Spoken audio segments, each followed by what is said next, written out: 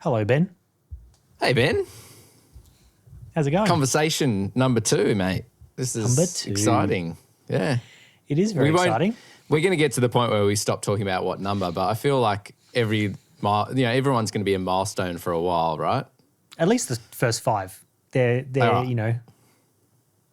Sounds good. Yeah. Cool. How have you been? What have you been up to this week? Doing really well. This week, what have I been up to?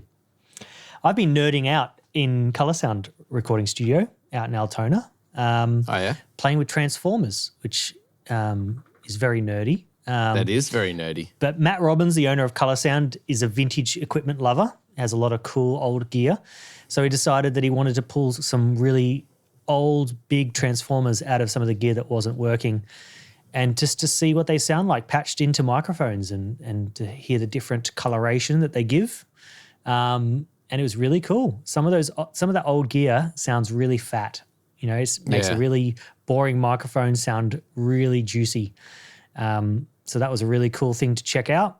Other than that, I've been hanging out with Mark from OPR, which is he's a microphone maker here in Melbourne. And he was kind enough to lend me one of his new mics that he's been making, which is an AKG. I've forgotten the model number. 521, no. 251, AKG 251. And it sounds really cool. And so he wanted to give me that to try out his new capsule because I had an old microphone that I own that my capsule died, and he reckons that the capsule in this new microphone he's building is a good contender as a replacement. Yeah.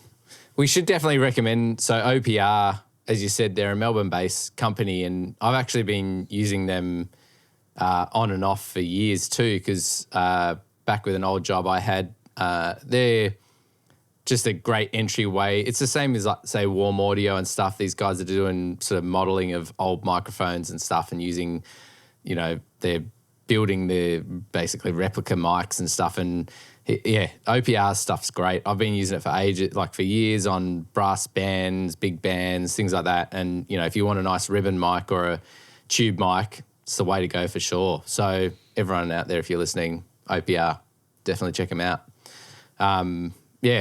Big fan. Really, so that's cool. Yeah. And I feel like over the years, anyway, I've been following him for quite a few years now and also have a few of his ribbon mics. And the quality of the stuff that he's making these days is really top notch. He's using really fine components and making his own capsules now. So he used to bring them over and mod them from overseas, and now he's making and 3D printing parts. So really? His stuff is getting really, really cool. So nice. It's interesting because even like back in the day, you see comparisons of his gear and other people's gear when they model, and you know, there's something to be said that it's not always like perfect replicas, but they're great in their own right. So you know, I know that he's he's modelled similar. I'm trying to remember the mic model I used and even the replica. I'm not even going to try and attempt to name them. But, you know, in the end, you're like, all right, so it's not a one-for-one. It's not a replacement, but they sound great and they work in their own right. And a good, affordable replacement for a lot of these mics. If you want a great ribbon mic that sounds good on a horn or even good on an amp and stuff, like is it Royer that make a great mic that is great for, you know, amps and things like that. It was just always a good replacement. So, anyway. Yeah, absolutely, yeah. I've got one of his early Royer clones. Yeah, I think I had the same one back in the day. Yeah, I think he calls it the Grill. Yes, that's the one. Yeah. And then there's the Rocket. I remember I had a couple of Rockets. They were awesome too. Like, the Rockets are very cool. They're like the Coles 4038 capsule or ribbon design, really, really small ribbons. Very delicate. So you don't want to like be too rough with them, but they sound really cool, got a cool texture to them. My grill's the U mod, so he's got 2 models, the original one and the U mod, which kind of takes it a little bit away from what the Royer was, but it adds some high fidelity, a lot of extra low end, and opens up the top end a bit. Yeah. I had the same one. It's so good. It's really good. So there you go, Mark. Free shout out. There you go. So send us some mics, mate. Send us some mics to check out. We'd love to do that. Yep. Yeah. And on A my nice channel in the future, I've already chatted to Mark about it. We'll probably do a bit of a studio tour down in his workshop and show you how he Sick. makes the capsules and stuff like that. So, yeah, keep an eye out for hearing more about Mark in the future. Yeah. Sounds good. But that's been my week, really, other than, working my day job. What have you been up to? This week, less sound, more vision for me. My brother works for a business, I won't dive too deep into it, but a business called Wilderlands, who they're actually trying to monetize, or not monetize, that sounds terrible. They are trying to look after the environment, and they're in biodiversity. So looking after the environment, making sure they basically are finding a way to help you sponsor a 1 square meter of land. And so they will basically look after this 1 square meter of land, and you can subscribe, or there's lots of things going on there. But anyway, it's an environmental business, and I've been doing some filming. So I was out on location in South Australia, so a decent 7.5 hour drive with all my gear, drones, cameras and whatever, and filmed that this week. So that was something a bit different. But it's nice. I'm a serial skills I don't know. I just love to learn new things, and I've been, as most people would see, my YouTube channel isn't too scruffy, as in I've always felt that I'm not as good as vision as audio, but I love it, and love to take photos and do filming as well. So occasionally I'll do that. Particularly love hanging with my brother and working with him in his business. So did that this week, which was cool. Other than that, just, bits and pieces, mixing some different things. I had to do some dialogue restoration for a interview and stuff at the start of the week, but, just little things here and there. What's dialogue restoration? Tell me, dialogue restoration. In this particular job, what did you have to do? How did it come to you, and what was your task? Yeah, that's a great question. So it was a gig for Sydney Opera House. They'd pre-filmed an interview with someone about an event coming up.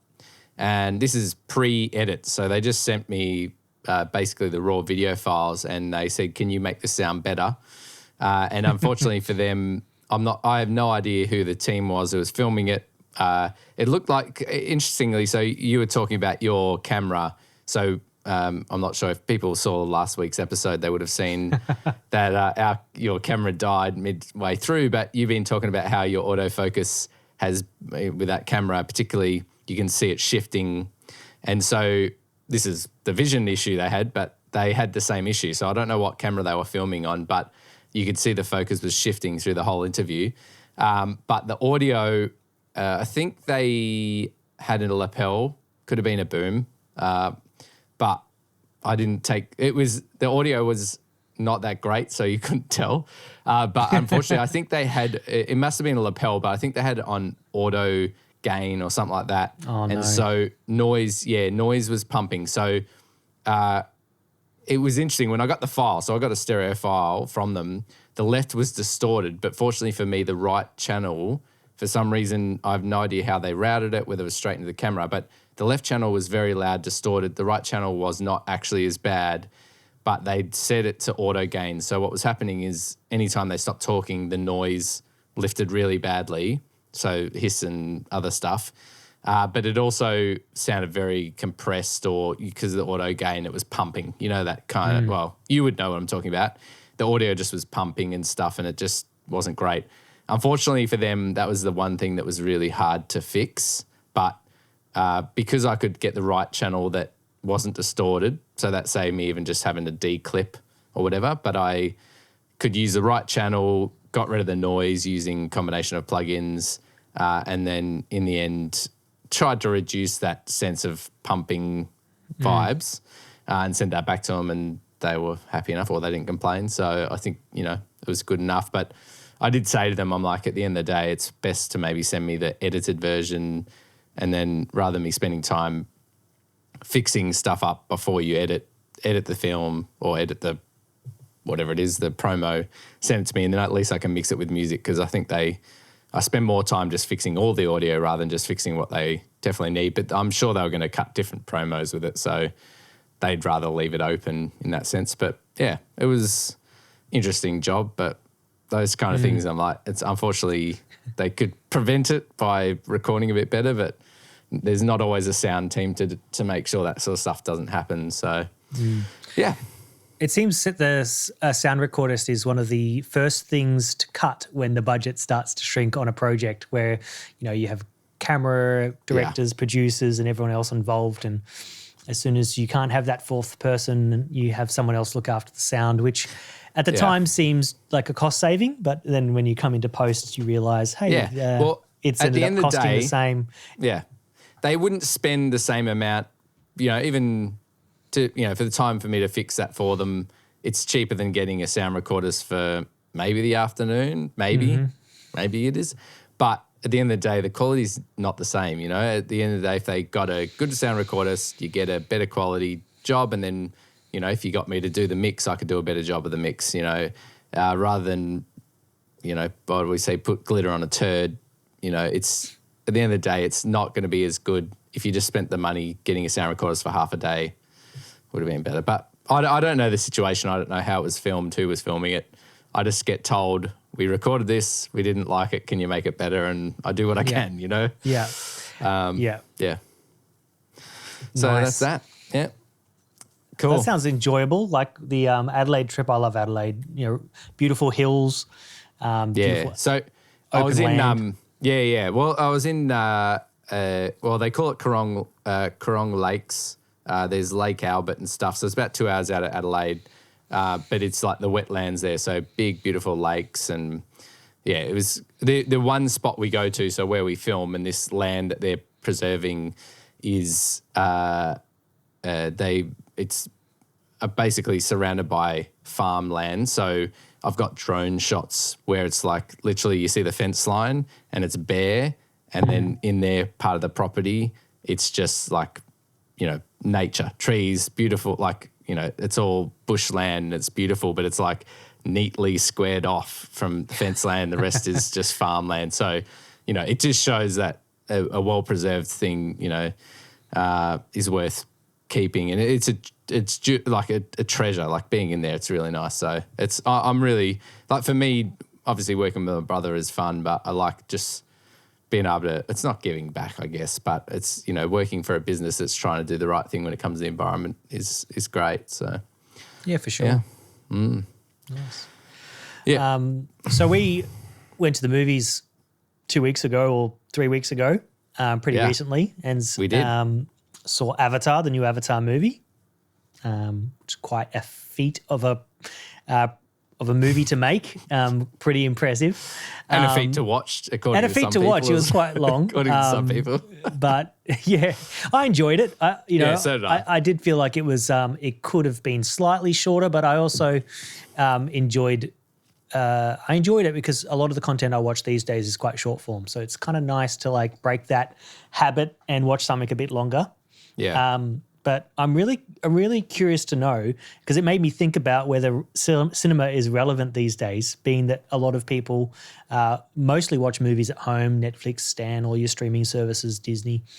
How many people are going to the cinemas, and what is the cinema experience in 2023? Like, why would I go to the cinema instead of watch Netflix? What's your opinion on it? It's such an interesting question because it's someone who, like, I've always said to people, I'm like, I would rather watch on an iPad and an awesome sound system than on a 85-inch TV and listen out of the TV speakers. Like, I've always been that an advocate for the sound of whatever I'm watching. Even if I watch something on an iPad, I want to make sure the headphones I'm listening on are really nice so that I get a good sounding experience. Obviously, I'm biased because sound is what I do, but it's interesting because I'll sit and consume content even with my wife. We might just watch something on the iPad, whether it's in bed or whatever. Like, I will happily consume some content at a lower grade, but there is something just to be said about being in the cinemas, particularly for content like that. Like, I almost reserve certain movies, certain things like that, like, John Wick 4 is coming out and we'll definitely have to go see that together. There's just certain films I'm like, I can't. Like even, you know, I might put something on my Netflix. I'm like, oh, I'm going to watch that. An action film, something that Sarah won't even give a stuff about. This is my wife, Sarah. You know, at the end of the day, I'm like, I'm going to save that because I want to watch it in my studio. You know, like there's just certain things I can't just watch it on whatever, you know, but it just depends. Like the experience is different for all films. Some films I'm like, man, even like a good action film, I'm like, if it's one that I don't care for, I'll just watch it on whatever. But I definitely have this, like, I reserve certain films and certain shows. Even like I've been watching some of the Star Wars, Disney, you know, like the Obi-Wan series and stuff like that. And I'm like, I have to watch that in my studio. I can't not. Because I'm like, you know, the best people in the world have worked on this. They've got the best budgets. It's been mixed in the best studios. Why wouldn't I listen to it on my quite expensive setup in my studio? It just deserves it, you know? But it's a huge question because it's unfortunately hard for us to talk about this in the sense that we are biased in a sense that we like quality when it comes to sound. You know, like there's some people that will go, I'll talk to them about, so I've got some mates who what was the film? I can't even remember what film we went and saw, but we went to the movies in the last 6 months and I was like, we should go see that Dolby Atmos because that's what I wanted.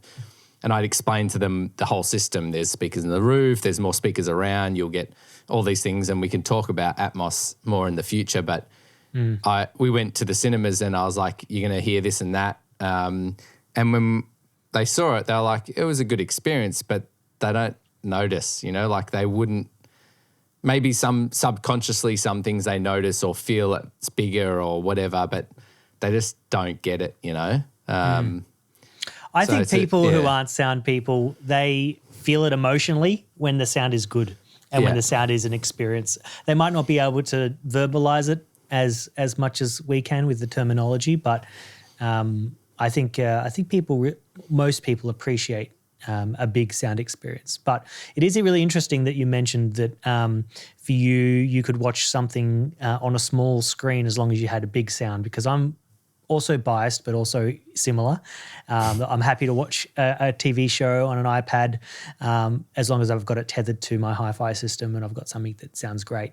I'm curious though, you mentioned watching stuff on headphones. So do you like tether multiple sets of headphones so you and Sarah can watch a movie or something together with in your own little bubbles of headphones, or is this you just watching something by yourself? Yeah. It's most things, like we wouldn't watch anything again that I say is deemed worthy of, like even there's certain shows we might watch, and even I don't watch it always, you know, we might watch some things on an iPad and then sometimes we'll watch it on the TV, you know, if we've had a long day and we're just like, let's just lie in bed and watch something.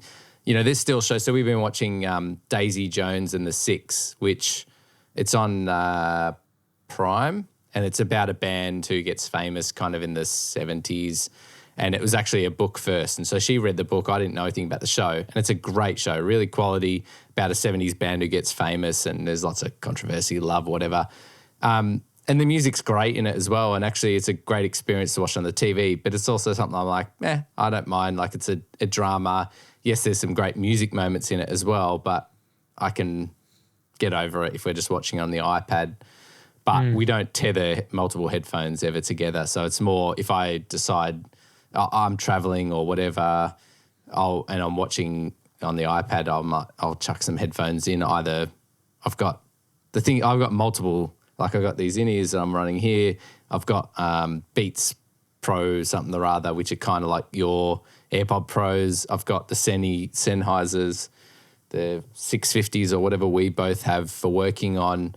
And so I'll try and favour the big over-ear Sennheisers, but I'll take whatever I can get, you know, in those scenarios. But yeah, it's definitely for us. I'll sit and, particularly for dramas or things where it's mostly dialogue driven, I'll deal with just watching it on the iPad. But it's if I was alone, you know, I definitely always favour going the headphones rather than just watching, you know. But when it's just the two of us, it is what it is. So yeah.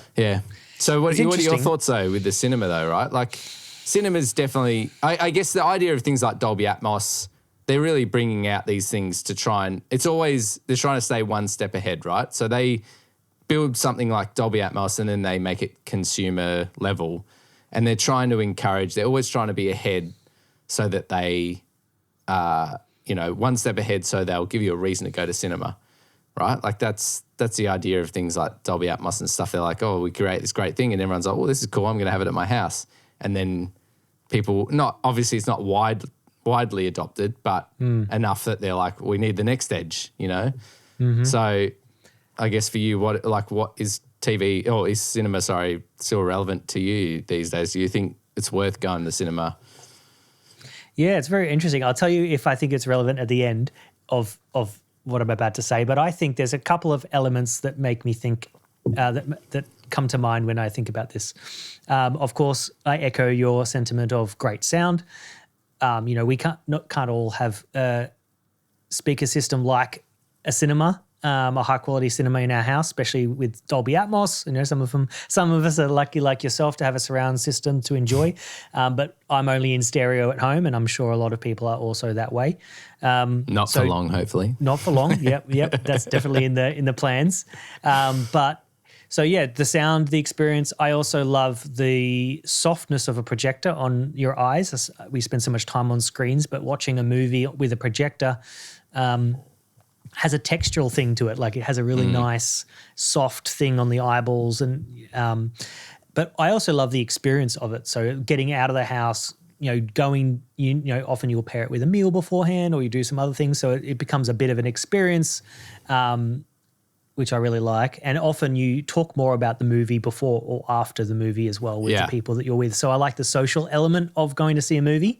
And I think one of the big things for me is the attention you give a movie when you're at the cinemas. So when you're at home, you're watching Netflix, but you also got your phone and you're sitting here and you're scrolling Facebook and you're on Facebook Marketplace looking at that thing that you want to buy, and you're watching your eBay time a tick for that auction that you're, all of the things that you're doing outside of watching the movie. You're distracted, the dog's jumping up and you're playing tug of war, and you decide to get a drink halfway through the movie and you just missed a scene, and then you're asking your partner, hey, what just happened? And so there's a lot of distraction that happens when you watch content and stuff at home. And what I love about the movie is it's like the movie etiquette that we've all grown up with is phones in pocket, don't have any screens shining around. So I was going to say for an hour and a half, but these days, realistically, it's for 3 hours. You're sitting there, you're watching a movie and you're not doing anything else. You're like 100% in the movie. And I think that's something that I really like in movies when you go to the cinema. Yeah.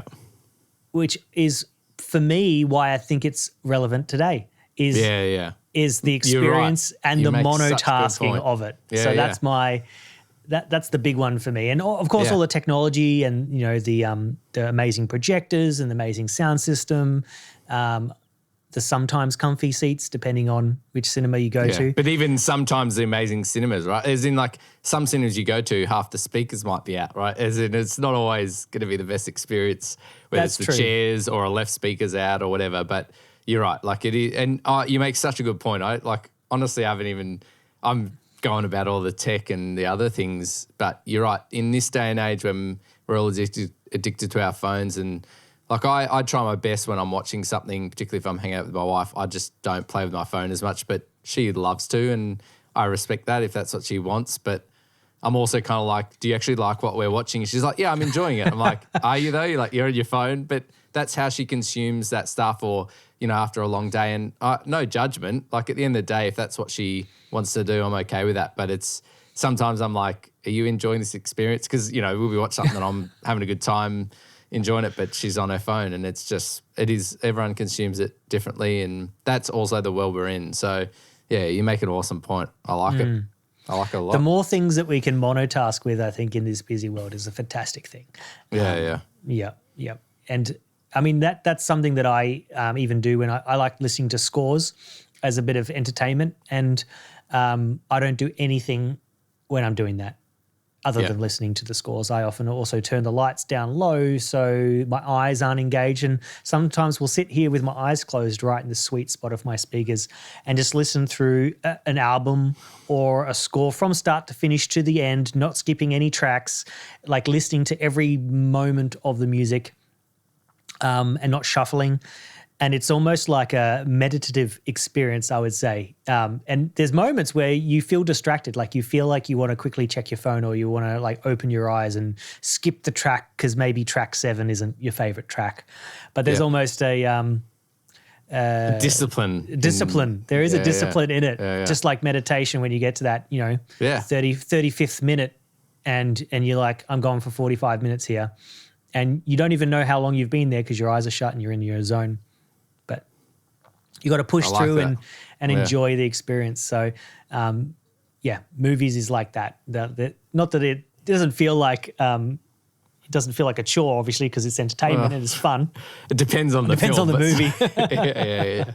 I need to do that more, as in and it's interesting because, I've had the surround sound set up for a while, particularly 5.1. I've moved to 7.1 recently, and the plan is to go to Atmos, but I recently got a setup where I can listen to spatial music or spatial audio, and I've spent so much time. Anytime people come over, I'm like, you got to sit in my spot and listen to some tunes that have been mixed in surround sound, like dedicated surround sound. And even every time I show it off, I'm like, how good is this? And everyone leaves excited, and so do I. But I'm like, I'm still not having it. I need to do that. I need to have that moment where I'm just like, I'm going to put on some tunes or an album, listen to it from start to finish, and just take it in, and enjoy everything about it, the whole being immersed by something like that. And yeah, it's really cool. It's great. So I do remember coming over to your space just after you finished building it, and listening to some stuff in your chair in the sweet spot. And as someone who really enjoys listening to music and enjoys stereo, just 2 speakers, just fine. I would say it took me a good week to adjust back to stereo after experiencing surround in your space. The immersion that you get from that in a controlled room where everything's dialed in and calibrated is quite phenomenal. And I know that that's out of reach for a lot of people to experience, but if you know anyone who's got who's in the audio business and they have a surround room, I would highly encourage you to buy them a coffee and say, hey, can I spend an hour listening to some of my favorite mixes that are done in Atmos? It's literally that session that I had at your space was the reason I started researching how much would it cost if I wanted to go into surround. Because it felt 2-dimensional to come back to stereo for a good week, and I've adjusted back and enjoying my setup again. But well, look, there's something to be said about your space. Having quality over quantity is also its own thing, right? I feel like your monitors are 3-dimensional in their own right. It's it's different being in surround sound, but also your space has its own dimensions because of how good your monitors are. It's interesting. There's a guy who I've met over online, and he recently moved to Dolby Atmos and is a big advocate these days. He's just down in Geelong in Victoria, but he's posted some stuff and talking about it. And I'm like, I feel like we are a bit in a bubble in the sense that, I want to advocate for Dolby Atmos, and I'm like, if people can get their hands on even so we have a Sonos system in our living room at the moment. I went from a half-decent, chunky-looking home theatre to a soundbar and some rear speakers, and it's a phenomenal sound considering what the setup. It just looks minimal. You can't even really tell it's there, but it sounds pretty fantastic. And I know that they're trying to make Dolby Atmos more accessible for people, but it's not a cheap undertaking. But I do feel like I'm in a bubble. I'm like, yeah, everyone should get more speakers and make it sound great. But I know like most people are just like, meh, it's a big expense, and It is one of those things that I show people, but it's not like any of those people are going to go out and go, sweet, I'm going to go spend another $2,000-$3,000 on Sonos speakers to get Dolby Atmos in their space. It's just not going to be a thing. But, technology, we don't know where it's going to go and how much that's going to grow and change and how more accessible it'll be. And but yeah, I think it is coming. I think there's a big shift, especially with Apple Music now streaming in Atmos, AirPods, even quite a consumer headphone that's readily available for a lot of people.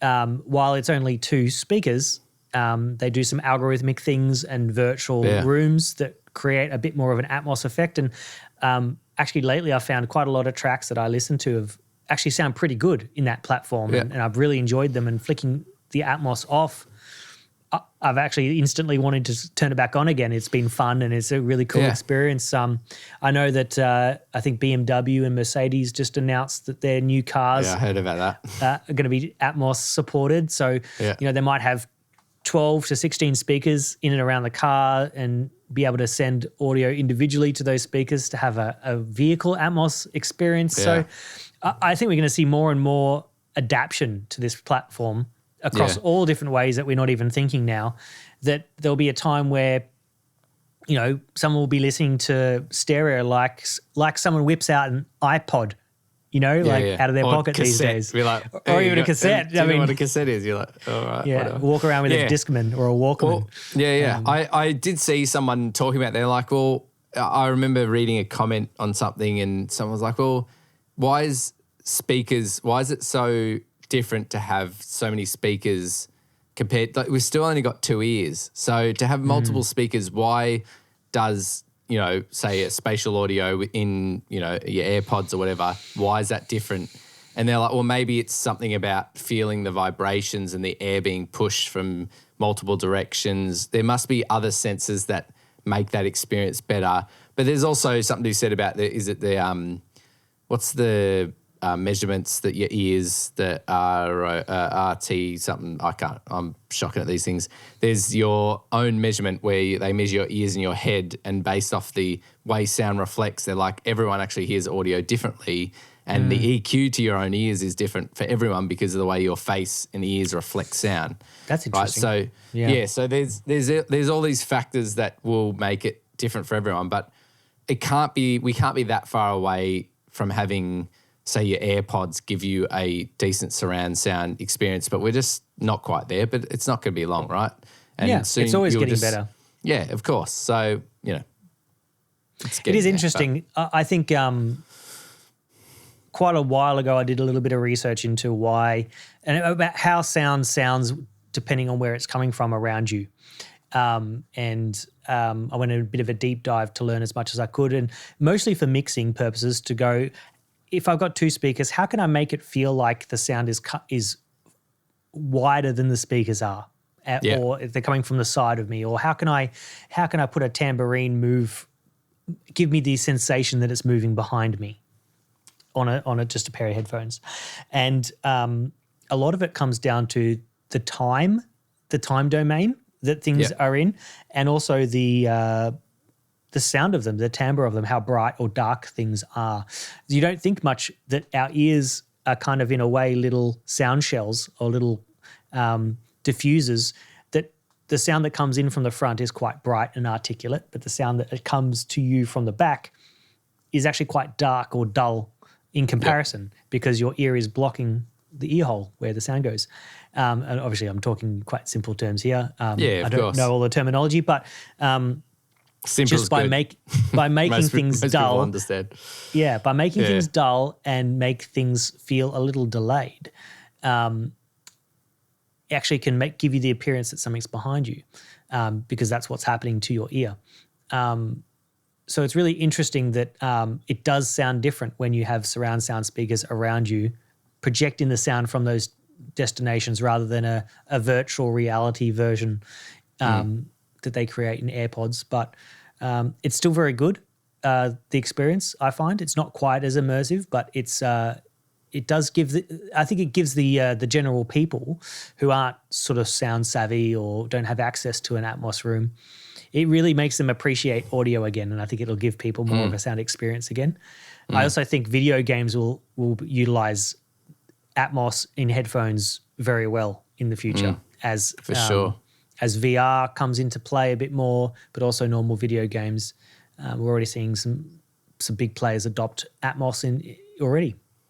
It's an interesting point when you talk about games. So I've got a mate who I play pretty regularly with, and for him, he's like, he uses headphones all the time, but now that I've got my 7.1 setup, why wouldn't I play video games in here? And actually playing video games in this setup is phenomenal, because literally you can hear people, and sometimes if I'm dead, which happens often, I might be dead, and you get to... in the game. So in the game, I die, obviously in the game, and I'll be spectating, but you get to hear and see the game from your player's view, and I'll say to them, "Oh, they're on the right" or whatever, because I get a really good sense of what direction they're in. But my mate, he'll wear headphones, and he doesn't need that, in the sense that he's so used to playing with just a stereo pair of headphones that the game obviously does a whole bunch of stuff, as you talk about, whether it's dulling the sound, giving more reverb. It gives you a sense of where someone is. And I'm sure it's not quite as accurate as what I get in the having multiple speakers, but also he's better at video games than I. So he's just naturally better at that. But every time I say to him, or talk to him about having multiple speakers, he's like, I don't need it. He's just so used to how they portray where sound is directionally. He just knows, that they're behind or to the side or above or whatever. And as someone who, maybe I would say my ears are tuned better than his because of my experience, and his gaming is better than mine is. So we've got this battle of where I need all the speakers because my ears are tuned the way they are. But because of his experience as a gamer, he can work it out. Does that make sense? He's got the gamer's intuition. He's got the gamer's intuition, the gamer's ears, but also my ears, I think, are too tuned so well that what he senses is going behind him. I don't get that sense because I need the real deal. I need to hear it literally going behind me. I don't know. I'm not sure I'm making sense here, but it's just, it's interesting though, like, as each to their own, right? As in, I definitely know that when I play with multiple speakers, I get a better, more accurate experience, but I think that's because my ears are dialed in better, but it probably comes down to experience. He's just a better gamer than I am, and I'm going to always use that excuse. So. That's a good one. Anyway. So you go. Getting back to Avatar, I mean, we touched on Avatar, but I want to come back to that because I think it was a really cool movie to talk about in terms of being that it's mostly CGI, although they did use some, capturing technology to animate from. CGI, like animation, gives a real opportunity for audio that a traditional movie doesn't have. And I want to hear from you as a post-production wizard. What's the leg up that you get from an animation or a movie that's mostly CG compared to a traditional film where what we're seeing is everything that we're hearing? I know that we fill things out, but what's the difference and what's that opportunity? Well, obviously everything in that film is imagination, right? Like, at the end of the day, everything we're seeing is coming from imagination. There's really not many elements in it that were real. Some humans, that was pretty much it. The rest is created in a make-believe world. So that obviously creates a space for sound to just create whatever you want. Obviously we've got our own perceptions as humans of what things should sound like. So there's kind of rules in a way, but the one thing I appreciate or love for this film is the dialogue. So the dialogue throughout that film is just clean and amazing all the way throughout, right? So I'm sure there was some ADR throughout that film, but and what's ADR? To me, sorry. And what does a clean dialogue mean? Tell me, like. Yeah, that's true. In simple terms. In simple terms, like, I've worked on many a film, and a lot of them just, the dialogue is not well recorded because for lots of reasons. Maybe the scene that they're recording in, there's traffic or crickets, or for some films like, say, Avatar, there may be other issues where they're maybe not so much Avatar because a lot of it's probably green screen and a lot of the sets are designed in a CGI sense. So something, let's say Star Wars, right? So a Star Wars film, you see a great scene. I remember watching, what was it?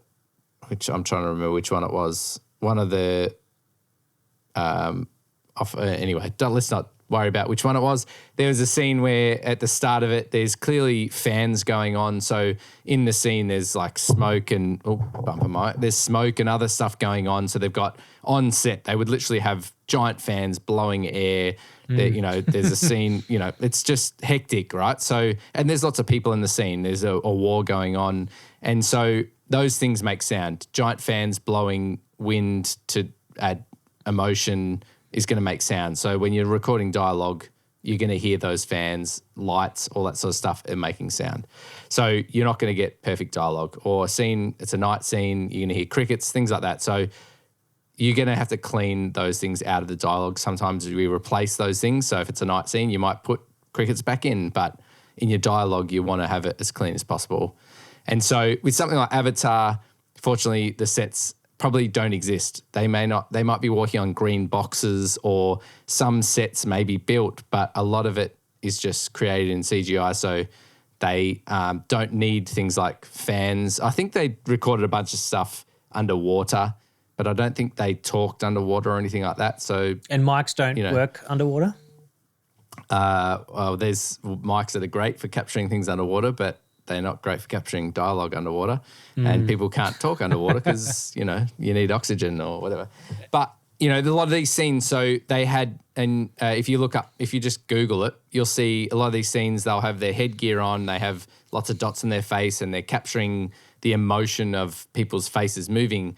But because they've got a headgear, they've got a camera, all these points, they've got the ability to just stick a mic right here in their face. And so I think for Avatar and for someone like James Cameron, he wants to get the scene as it was recorded. He likes the idea of the emotion behind it. The whole point of capturing the face emotions, even though they're digitizing them and turning them into a blue character, he wants to see the way they're, you know, I've got quite a pronounced brow, and if you've seen me in any episode of my YouTube channel, I frown and focus on things, but he wants to see when someone's excited, and they capture that moment. So when they recreate it in CGI, they get all the facial emotions, right? So they want that intimacy. They want to record it live. And so they get a great mic and they stick it on their headset to pick it up. Like, I'm sure they're using like DPAs or, you know, these mics, and they're getting a really great sound, and they don't need to re-record ADR because they're in a quiet set that's all green screen. There's not much going on, and they can just concentrate on the emotion and the performance. So you can get a mic really close because of the way that they're filming, and that they're really just capturing the performance and the emotion for them to replace later with CG. Yeah. So a film that isn't like that, they have to, you know, they can't have the mic here. Yeah. Yeah. In front of their face. So talking for the non-soundies or non-film people out there, or, you know, for the behind the scenes, you're right. So in a normal scenario, you have a camera, a person in a scene. You can't have a microphone sitting. Obviously, we've got microphones right here. You can't have that in your shot. So you've got distance between the microphone. You know, there might be a lapel hidden. So lapel is a little microphone that they might put on each individual person. So they'll have a boom, which is a mic. You know, most people know what a boom is, a mic out of shot that picks up most people, or they might have two. In, you know, some TV shows, they'll have two booms flinging about. But everyone will have their own lapel, and they might hide it, you know, in theatre they hide it in their hair. They might in the outfit, you know, a lot of like TV shows where they've got, if they're in a business suit, they'll hide it in their tie. You know, they hide it in the knot of the tie. But in those scenarios, sometimes someone might move too much and you'll hear the shuffling of their clothes and stuff like that. So fortunately for Avatar, they're not wearing anything other than a suit with dots all over it to pick up the motion and dots in their face. So having a mic up here, you'll never get the rustling sound of clothes and things like that. So in a normal scenario where there's a film set and they've got fans going on or lights that sound really loud and other people moving around in that set, you have noise, right? So for Avatar, they just don't have those issues. And again, they may, depending on the scene, re-record ADR, and they can take their time. How long has Avatar been since they started filming it? It's been forever. So they probably had time to re-record dialogue if they need to. But I know Cameron's, you know, the kind of guy that would want to capture the performance when it happened. But it's just, yeah, the freedom that they had because of the style of the film, everything was recreated when it comes to the sound effects. But when it comes to the dialogue, it's just like they had all the best scenarios for capturing that dialogue. So from start to finish, it was just, clean, beautifully done. And not because they had to do it all ADR, because that's the one thing I really appreciated about the film. So I'm talking way too much. But No, keep going. This is really interesting. Yeah, but I just think you were so convinced when you watched and you saw the facial movements and the person talking, you never thought it wasn't in sync, because that would have been the dialogue that was recorded on set. So it was clean, it was delicious, it was, free of noise, but it looked convincing because it was, as in it would have been recorded in that moment. When you see, there's so many great emotional moments and you see the CGI characters have all that facial emotion, but it's not that like they just re-recorded it all later. They didn't need to, because they just got all that great dialogue from the, on set. So, yeah. So when you capture that dialogue so clean, because of all that advantage that you have, being that everything's been replaced visually, it allows for consistency throughout the whole film, of course, like tonality, the distance from the actor as well, which is a big one. I imagine you fight with all the time working on your movies is, one scene you might have the boom mic nice and close because all the camera shots are nice and close ups, and then you've got another scene that's a bit wider, and now the mic's 3 to 4 to 5 feet further back away from everyone. Within one so scene, having that mic nice and close gives you that consistency. And I guess also allows for a lot of space in the sound sphere for all the other elements. Yeah, but even so, as you say, but even within one scene, so for me, one scene you might have, depending on what the camera angle is, the boom can get nice and close. So you might have a lot of close-up shots, so the boom gets right in there, but then you cut to some wider shots and the boom can't get in as close. So you got to cut to the lapel mic, or you got to choose the lapel mic. So even within one scene, I have to make choices to make the sound consistent between microphones and shots and stuff. So yeah, to say that between scenes, and you're right, between scenes, sounds can be so different, but even between the one scene, I can have so many variations that I have to work on. So it's just, it is amazing for them to just, it seems like a bit of a non-issue, but I'm sure they had their issues. Even I remember watching the behind the scenes of Tron. So Tron Legacy, which is the newer one that with Daft Punk's music, and I loved it. But even for them, so they had a similar situation where they had their suits and they couldn't hide the mic well. A lot of that was CGI, but they had issues where when the two suits were close to each other, so you know how they had the suits that had those LED lights and stuff, when the two suits moved together, there was this hum. So they had this 60, I can't remember what it was, but where some microphones or some gear, if it's near a power cable, it makes a hum.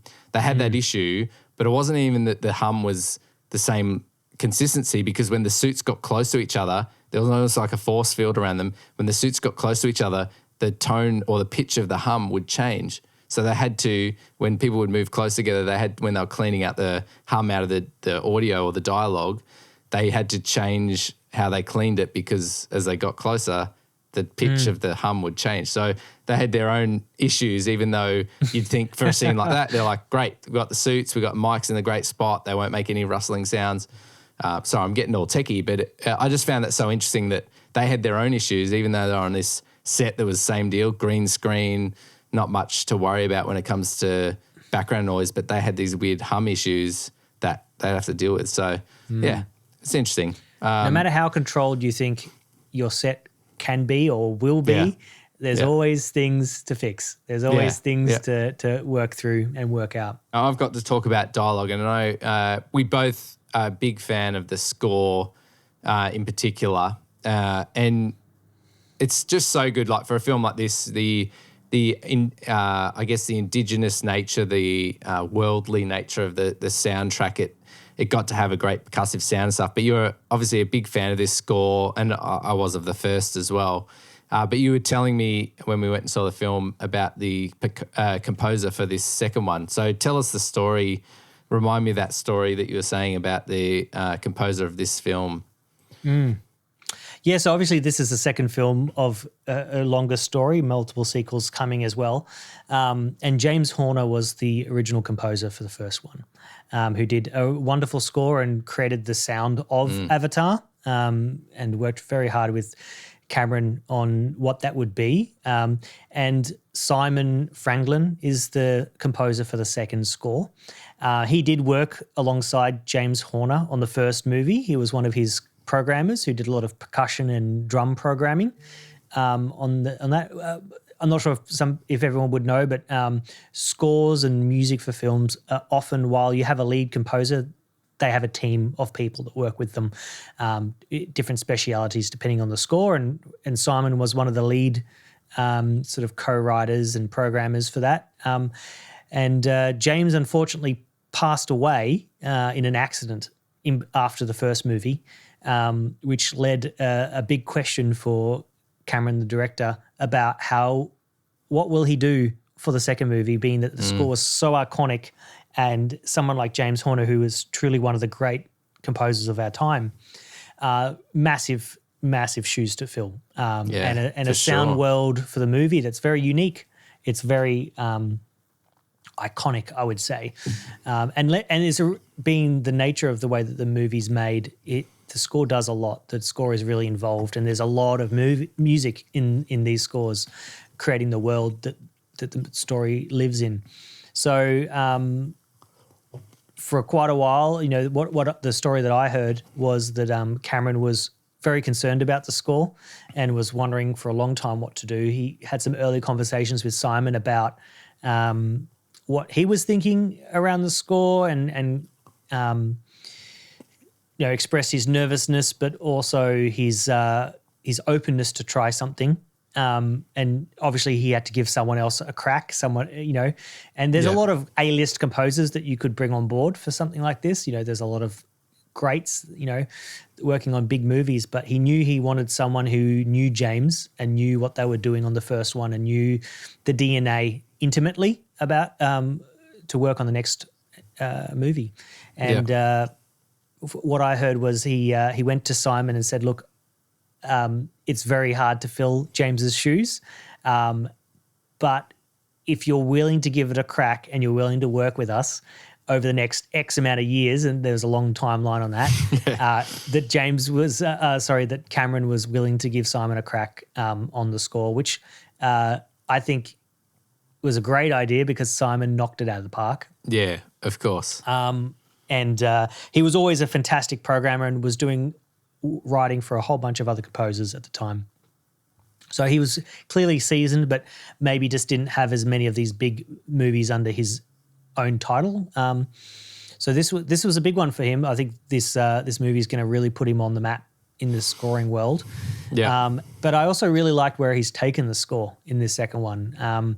I feel like he's taken the DNA of what James originally made, and he's added a bit of toughness to it.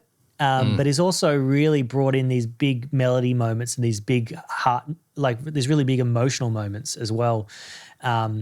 He's obviously a fantastic programmer and percussionist, and that you'll hear when you watch the movie. Oh, mate, the percussion is so strong, isn't it? There's some awesome percussion.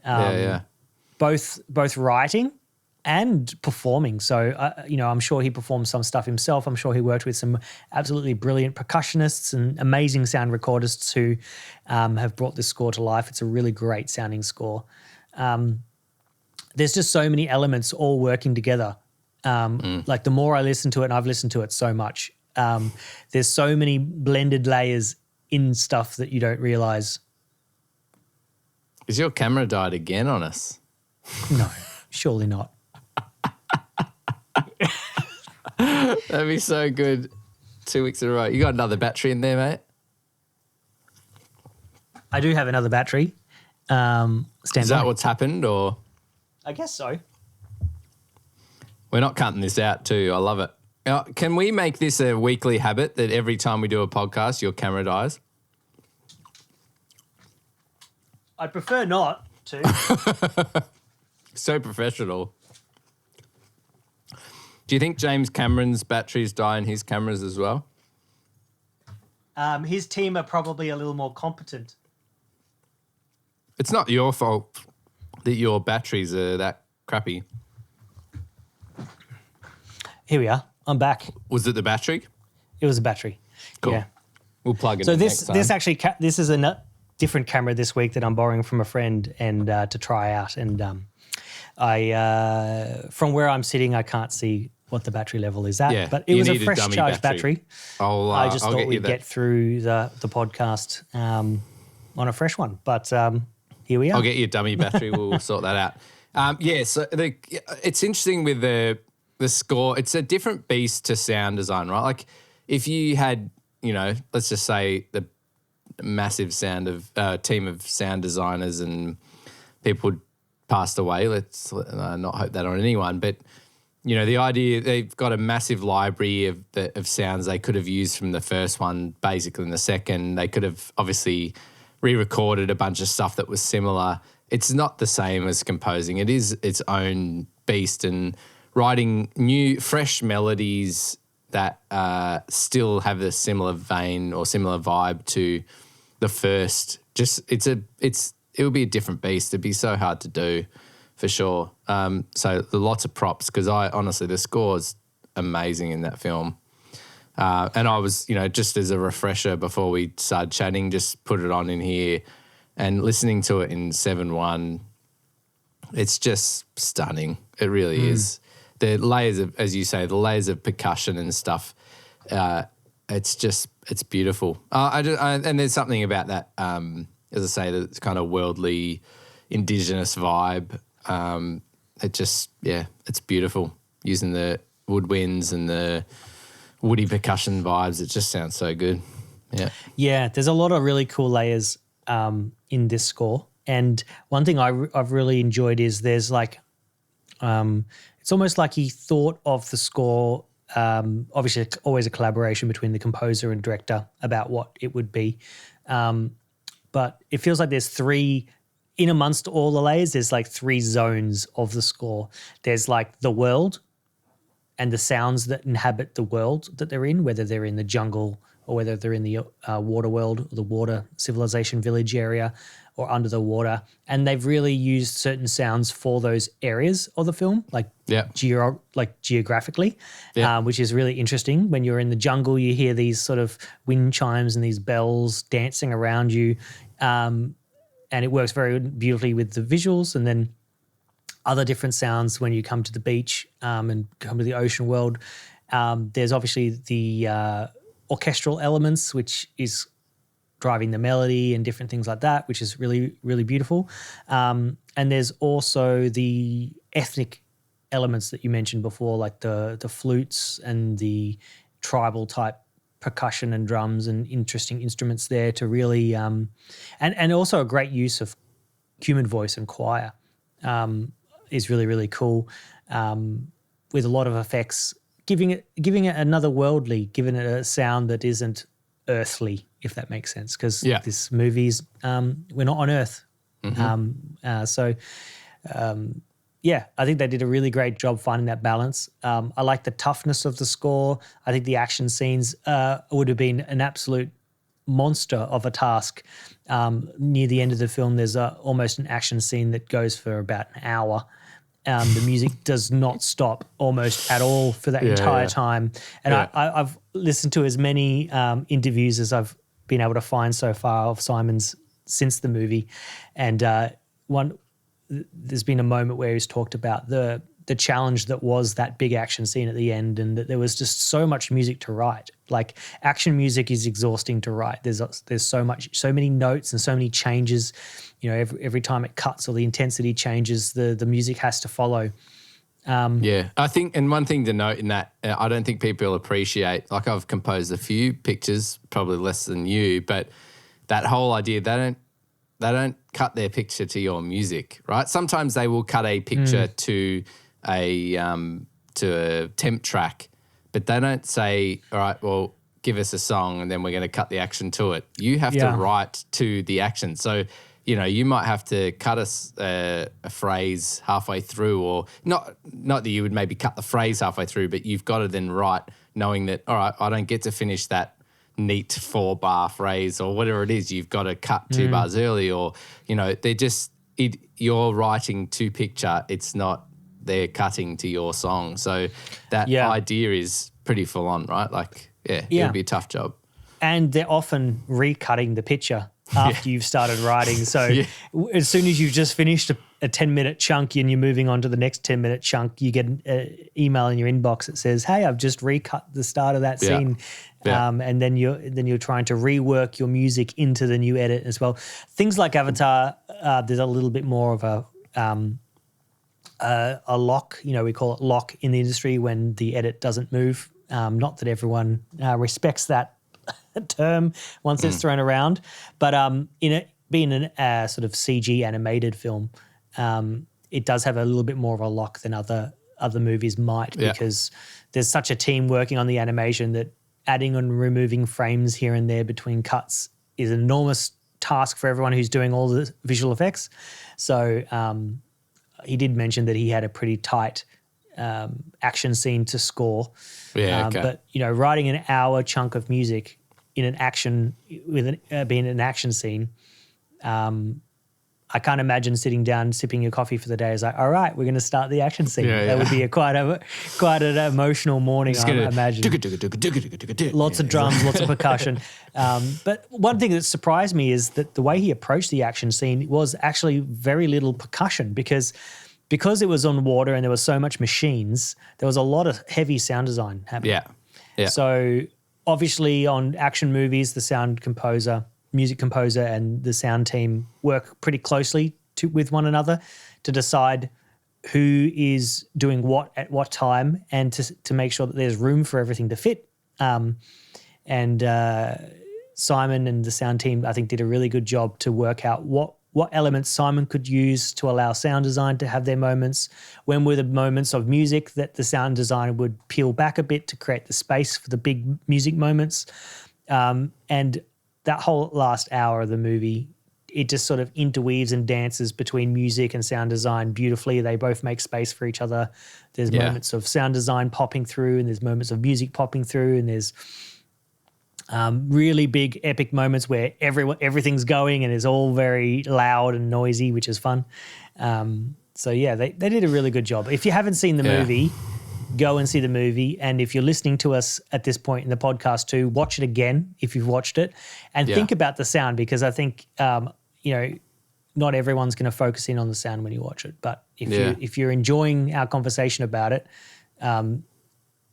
watch it again and think about the sound, because it's that way you can appreciate the work of Simon and the rest of the sound team. But even as you say, like, enjoy maybe the album. Listen to on Spotify. Listen to the album first, and then go see the film and see how those tracks are placed. Because sometimes in those moments, it's funny when I go see a film. Sometimes I'm like, I'm going to go see this film and study it. I'm going to go listen to it for the audio, but I will get 10 minutes in and you get engrossed in the story or the experience, and you're like, I'll get further in. I go, I was going to study this film, but you just get engrossed in the story. And even with the score, you may not particularly be like, you might start by listening to it intentionally, but it's hard because you get engrossed in the moment and the story and all the acting and everything else that you don't get to appreciate. So it's nice to just listen to the score in its own right, and then go see the film and see how certain tracks are placed and all that sort of stuff.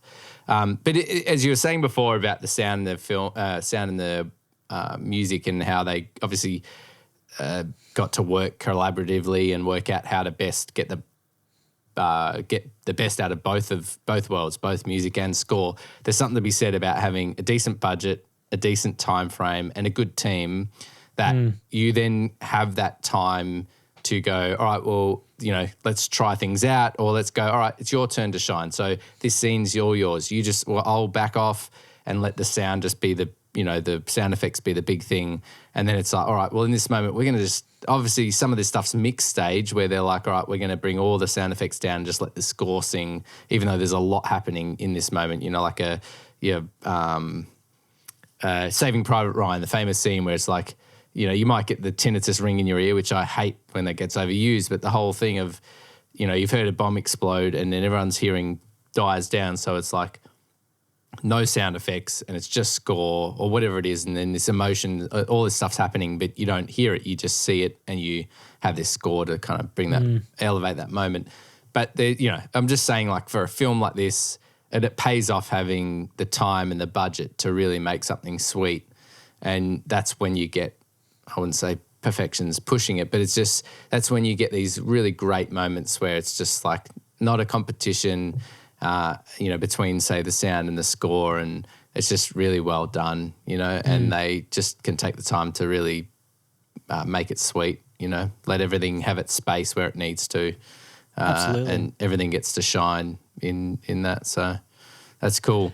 Yeah, budgets and a creative team and the team who are leading the movie, like your writer, your producers, your directing team, and obviously backed by the studio, really does make an impact to how dialed in you can make stuff. I know James, Cameron. James Cameron, yeah. Well, James Cameron is a James as well. He is a James, yeah. He is a James. You're talking about the other James. No, I was talking about the director. Yeah. And he's known for fighting, well, not even fighting, it's just the studios that he works with who are funding the films. They just say, whatever you want. You do your film, we'll accept it, whatever you make. Like, from what I've heard, big films often have a lot of executives from studios who are making a lot of decisions, asking for a lot of things. It seems like he's got a lot of creative control, and while he's very supposedly nice to work with, apparently he does demand a percent more than 99% from everyone. So that's why his films come out the way they do. They're really dialed in, and it's obviously, of course, obviously a privilege too to work on his stories. But one thing I'm curious to know is, from someone like yourself who is in surround at home, moving to Atmos, and you appreciate Atmos, how did you feel that the Atmos was utilised for the movie when we saw it? That's an interesting question.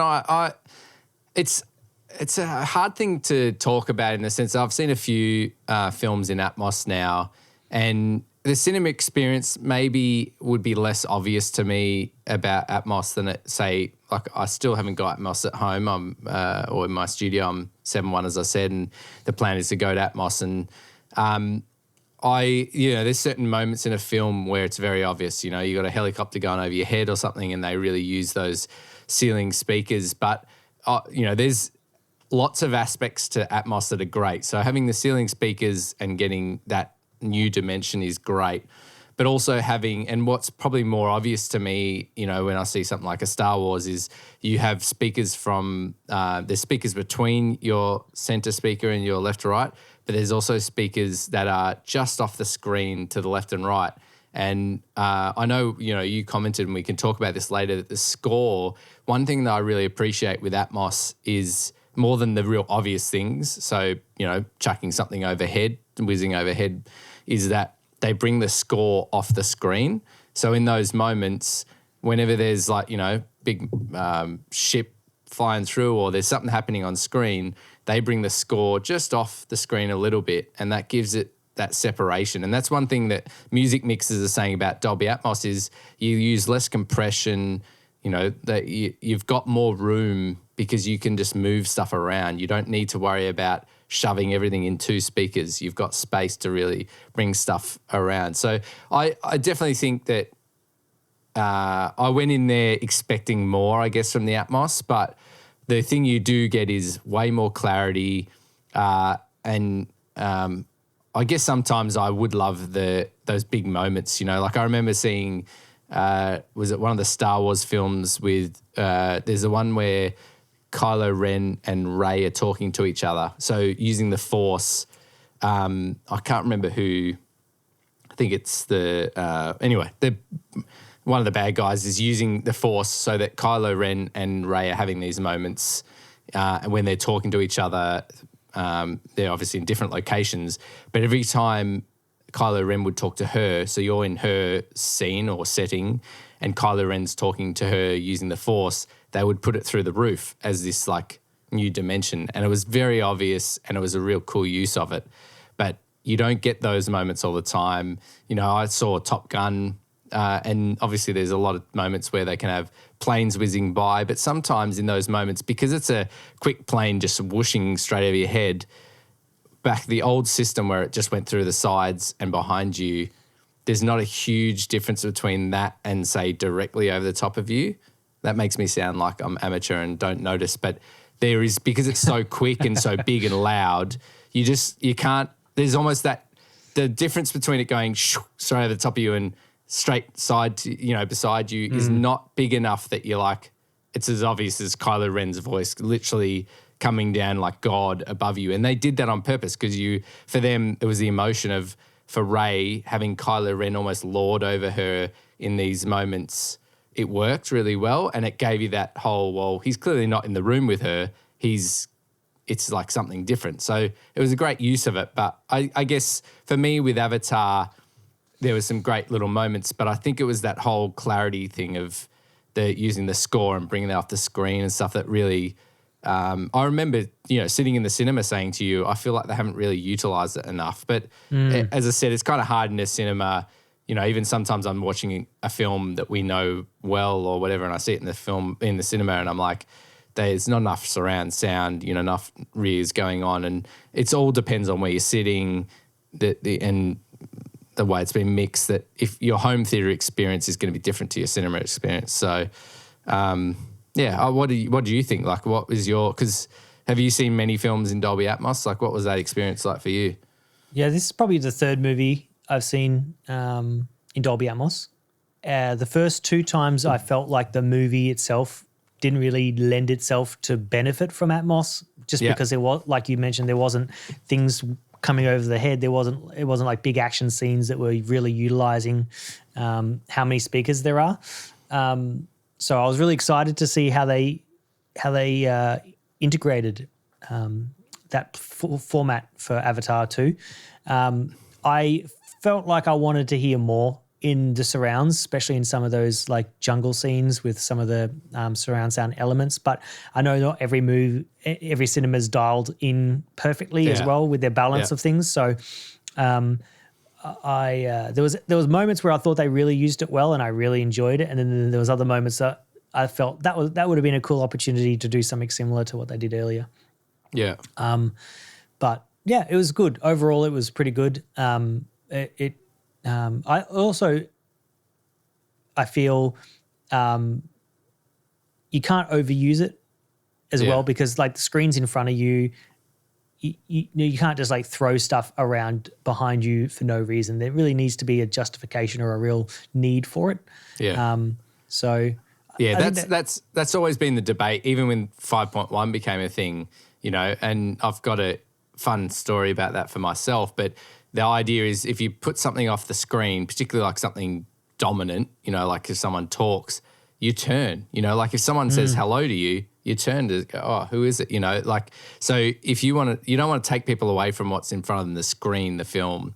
So to have a sound to make them turn, the idea that, I saw, I think it was Dolby Atmos, but even in surround sound, the James Bond film, was it Spectre, whichever one that he was in the bush or in a forest and there was motorbikes whizzing around him. I definitely saw that Atmos because I remember the clarity. So with Atmos, there's obviously more speakers and they can dial in a sound. So it's not like the sound's going from left speaker to the surrounds and then back to the other side. It was literally the sound went from each speaker and you could hear the bikes whizzing around you. And I almost feel like they made the scene just for Atmos, and it was amazing because the bike, you could just pinpoint where the bike was whizzing around you, and it was amazing. But like those scenes are great, and it's a good use of it, and that's how it should be used. But in that scene, you're not going to turn your head if you kind of like if they start the bike here and you're watching and it's like dark and eerie, and you're seeing James Bond in this forest. And you hear the bike whiz around you, you're not going to follow the bike because it's not like a voice that goes, hey, I'm over here. And you're like, oh, okay. It's literally you can hear them whizzing around you. So you don't need to lose your attention off the front of the screen. But saying that, you're like, really there should be, I think it should be more used. But it is that whole thing of, when 5.1 became a thing, everyone felt like, let's overdo it, and I know that a lot of the interviews I heard about mixes in Dolby Atmos, they all said from the start, we just didn't want to make it a big, huge thing, like where you know, as I said, with 5.1, it's like, oh, we got this thing. Or even stereo. Like, you remember the old albums when stereo became a thing and you listen to a Beatles album and it's like, oh, the drums are over here and the bass is over here. And they had to because they didn't have panning. They literally had center, left and right or whatever it was. Like their tools didn't allow them to have 70% panning. So it was like, we put all the drums over there. We put all the violins over there, you know, like, so there was those extremes and it was the same with 5.1. It's like, oh, we can do all this. Well, let's put weird sounds. And then everyone realized, well, you're drawing people's attention from the screen. So let's not do that. So I feel like with Atmos, because it wasn't a huge leap from say 5.1, everyone knew the rules. Like, let's not draw your attention away from the screen. So they use it more subtly, which, you know, it makes sense. But sometimes I'm like, just make it more fun, you know, like, but Yeah. it is what it is. Like I, as someone who's not yet had the experience of being able to work with Atmos, I'm sure there's going to be some great opportunities to use it in a cool way. But you got to be subtle about these things, right? Or you don't. I think this leads us into a new segment of this podcast. Yeah. Introducing Ben's tip. And Which Ben? Which Ben? Well, we'll share it. We'll share. Oh, okay, all right. We'll share it. We'll take it in turns. Okay. We'll take it in turns. Yeah. All right. And what this week I want to ask you a question, and you can give us a tip. Okay. So I'm going to go watch a movie at the cinemas. Yep. And I want to have the best audio experience I can have. Mm-hmm. Where do I sit? Very relevant question since this whole podcast has been about cinema experience and all that jazz. Each their own, but personally, so I know that a lot of these films are mixed in a dub stage, which is basically a theatre with a mixing desk in the middle of it. Well, when I say middle, a lot of the times they vary. So sometimes they would have seats behind and in front. So there'll be other people viewing it, whether it's executives and all that sort of stuff. But normally they're not center, but they'll be obviously center of the room to the screen, but they'll be a little bit further behind halfway because also the way the room and reflections work, it seems to be the best spot, but it depends. So they might have seats in front of them where people are viewing it or behind, but they generally sort of 2/3 back and in the center of the room. So I'd always try my best if I'm going to buy tickets, depending on the film and if there's tickets already bought, you want to get as close to the middle as possible. But for me personally, these days, some of our cinemas are huge. So if I go see a Dolby Atmos film at some of our bigger cinemas, they're massive rooms. And I like to have a big screen and a big experience. So I'd always favour further forward from halfway in the centre. So most people when I go to the cinemas, and I don't know if it's an old school thing, it's like, oh, let's go to the back, you know, be one of those cool kids at the back watching a movie. But I feel like if you go too far back, there's this kind of sweet spot. If you go too far back, or if you go further back, you'll hear more of the surrounds. So obviously you're further away from the center speakers in the left and right. So if you're further back, you get more of the surround sound experience.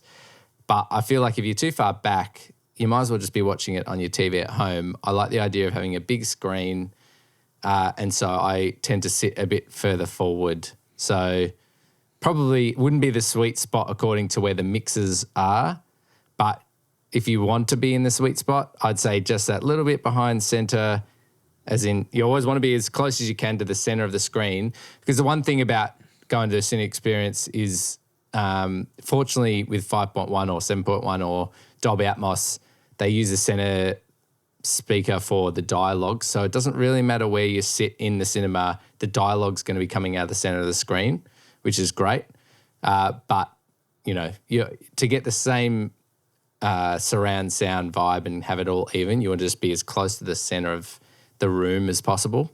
Mm-hmm. And then, yeah, as I said, I prefer to just favour the front of the cinema because some of our, as I said, the cinemas are huge, right? So yes, the screens are big, but our cinema, so when I took you to see Avatar and I was like, let's go further forward, you're like, that seems a bit silly, let's go further back. But once you walk in the cinema, you realise there's like a good 20 metres. Is that being generous? There's a good 20 metres before the front row of seats. So by the time you go 6 rows back, you might be 40 meters from the screen, but the cinema goes another probably 40 meters. I know my dimensions are probably wrong, but you know what I mean? Like it's just, there's so much space between the screen and the first row of seats anyway. I think if you go too far back, you're just losing the big screen experience, It's interesting how at the start of our chat today, you're all about the sound, and now you're focusing I'm favouring on the screen. Which is, but I know that there's other sound reasons that you like the loudness when you're a little bit more forward as well. You mentioned when we were all there watching. I know when you showed me the seating plan, you asked me I wanted to sit. I looked at the seats and thought I'll sit in the middle of the seats, but that's not the middle of the theatre. No, it's not really. By the time and that's a good point actually, because I say the sweet spot for, say, the mixers is centre of the screen and then slightly back of centre of the room, because if you're right in the middle of the room, you're going to get probably room nodes and stuff, although most, particularly dub stages, are probably treated well. But if you're in the very centre of the screen, there'll be reflections from the sound coming back. So you want to be just off centre of, it's hard to say centre because I'm saying you want to be centre of the screen but off the middle of the back, And so by the time you add that 20 metres of seats before the seats start, you're probably still in that sweet spot anyway. But you're right, I'm talking about favouring the screen, but, in those moments, I don't think you're not getting that. It's not a huge difference between the front heavy sound, the centre speaker, compared to the surrounds if you're a few seats forward. So that's why I favour just being close to the screen to get a bigger experience than being further back, So if I was to summarise. Sorry, it was a mouthful, wasn't it? Just in case you're confused where to sit just in case I just said nothing of English and you all heard me speaking in another language. Ben recommends to sit in the centre of the screen. Yeah. Close to the centre of screen. Yeah. Close to the centre of the screen as you can be. Obviously, there's only so many seats there, but that's where you're going to pick if you've got the option to. And you're going to be a little bit forward, closer to the screen than the centre of the room, so that you can get the nice big screen, you get a nice loud experience, and you still got a good middle sort of in the room vibe for the Atmos, and you're avoiding the potential bad acoustics that can happen when you're in the dead center of a room. Yeah, so I'd try, definitely avoid the very middle center. It's hard because what are we using, like center of the screen but middle of the seats? You don't want to be middle of the cinema. I would favour forward before I'd favour back, just because you want that big screen. So forward and back. There we go. Yeah, forward and back is the way to go. Yeah. So I would favour forward than back, but I'd always favour the centre of, closest to the middle of the screen. So if it meant I had to go further back than forward, I would always favour the centre of the screen than I would front or back position. You know what I mean? So Ben found a way to complicate the summary, but... If you don't know what I'm talking about, write it in the comments and I'll try and explain it more. But I feel like, I've not actually made this easier. I think we'll revisit this question. What I should do is draw it up on a floor plan so you can see it. But definitely, that's not a bad idea. Yeah, but I just say, honestly, I probably should do that and put it on the screen. But at the end of the day, you want to be as much in the center of the screen, but I'd favour forward before I'd favour back. That's it. Is that all right? Is that as simple as it could be? That's nice. That works. I got a sub question. So you're on a date. You're on a date and you're going to the cinemas. The back for sure. Just so no one could see me making out with my woman. No. Sorry, you go. Yeah. Now there's a seat that is centre, and then there's a seat that is slightly off centre. Ben, do you take the centre seat or do you give your date the centre seat? That's a great question. Who's my date? Specifically? If it's my wife? Yeah. Well, I'd hope it is your wife. Okay. Well, if it's my wife, if she picked the film, If it's a film that I care about, like sound's going to be pretty important, I'll take the middle. She wouldn't even notice. She wouldn't even notice if I took the middle. If my date was you, I would offer you the middle seat. Oh, such a gentleman. Yeah. Yeah, I appreciate that. But you also I get the center seat You every won't time. kiss then. me, but I'll still let you have the center seat. So Yeah. Well, there you go. how do you feel about that? 'Cause You're a half-time gentleman. half the time, gentlemen. Well, yeah, it depends if I'm getting some or not. No. But so in that experience, right? So we sat. You listened to. Well, I didn't let you dominate that. The choice of seat. I picked them and bought the tickets. But did you think I made a bad choice? Because, what do you think? Well, I think I pushed you to be further back than what you were thinking, and then I remember we didn't actually sit in the seats that we booked, I believe, because the cinema was pretty empty. So we went a few rows forward once we saw it, probably to the position that you were thinking originally. Okay. I felt like it was good. I felt like I wanted a bit more of the surround in the audio experience. So I don't know whether a few rows back would have given me that surround or whether it was just that there wasn't as much surrounds in that particular movie. Yeah. Being Avatar, I feel like they would have used the surrounds a fair whack. I'm not sure if the cinema was just not calibrated ideally. We should one time, and let's do this before a podcast, let's do a test. So let's go see the same movie twice. Nah, really? Oh, I'm keen. You don't want to test that out? Do you not think this is a good? Well, we could, but maybe not in the same day. No, I'm not saying on the same day. Or what we do is we do a mid like halftime switch. So we watch half a movie and then we'll just move seats after halfway through a movie and see, because you're right. Like at the end of the day, we may have missed some cool surround sound elements by sitting that bit further forward. But in my mind, I just don't, unless you're like right near the back, I don't know that a few rows are going to make the difference. But I feel like visually a few rows for the screen to be bigger makes more sense to me. But there you go. Let's find out. Let's do a test one day. Let's do a test. We'll swap halfway through a film. Yeah. And we can watch it twice as long as it's a good flick and it's not 3 hours. Yeah. Yeah. All right. For sure.